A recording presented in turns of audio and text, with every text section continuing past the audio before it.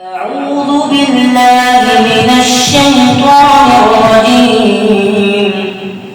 بسم الله الرحمن الرحيم. سبح اسم ربك الأعلى الذي خلق فسوى والذي قدر فهدى والذي أخرج المرعى فجعله غثاء أحوى سنقرئك فلا تنسى